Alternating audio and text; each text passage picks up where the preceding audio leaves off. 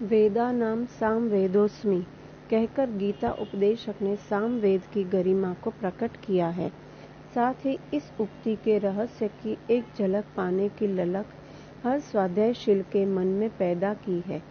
यूं तो वेद के सभी मंत्र अनुभूति जन्य ज्ञान के उद्घोषक होने के कारण लौकिक एवं आध्यात्मिक रहस्यों से लबालब भरे हैं।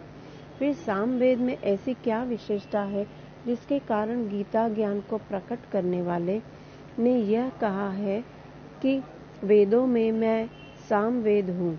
यहाँ स्मरण रखने योग्य तथ्य यह है कि ऋषियों ने वेद संबोधन किसी पुस्तक विशेष के लिए नहीं किया है। उसका अर्थ है दिव्य साक्षात्कार से अद्भुत ज्ञान। इस आधार पर वेद कोई पुस्तक नहीं, ज्ञान की एक विशिष्ट परिष्कृत धारा है।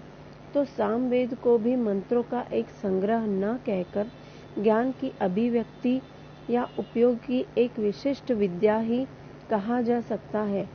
इस दृष्टि से वेदानां सामवेदोऽस्मि का भाव यह निकलता है कि वेद की सामधारा या विद्या को समझ लेने से मुझे अर्थात परमात्म चेतना को भी समझा जा सकता है।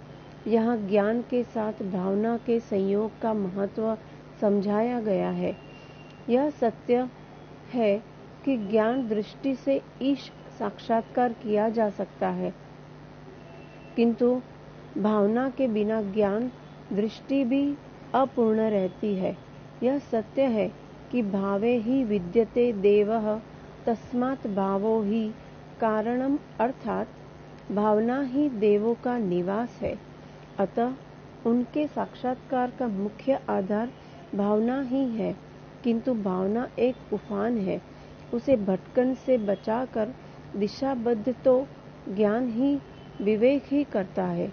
इसलिए ज्ञान एवं भावना का युग्म ही ईश साक्षात्कार का सुनिश्चित आधार बनता है। श्रद्धा विश्वास रूपिण्यो याभ्याम विना न पश्यन्ति। संत तुलसीदास ने इसीलिए श्रद्धा एवं विश्वास के रूप में भवानी शंकर की वंदना करते हुए कहा है कि इनके योग के बिना सिद्ध पुरुष भी अपने अंतःकरण में विराजमान ईश तत्व का साक्षात्कार नहीं कर पाते। सिद्धाः स्वान्तः स्वमीश्वरम्।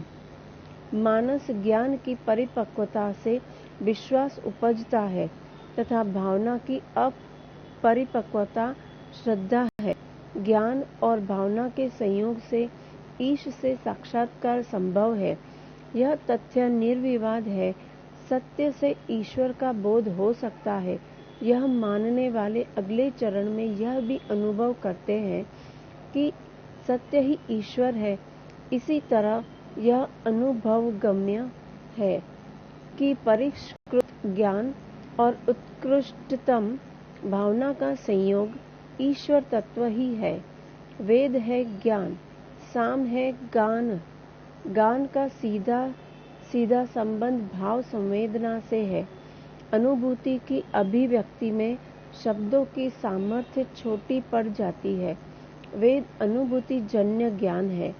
इन्हें व्यक्त करने में भी शब्द शक्ति अपर्याप्त है। रुधि ने अनुभूति जन्य ज्ञान को शब्दों में व्यक्त करने का प्रयास किया, किंतु जब देखा कि पूरे प्रयास के बाद भी अभिव्यक्ति अनुभूति के स्तर की नहीं बन सकी, तो उसने ईमानदारी से कह दिया, नेति नेति। यह बात पूरी नहीं हो सकी।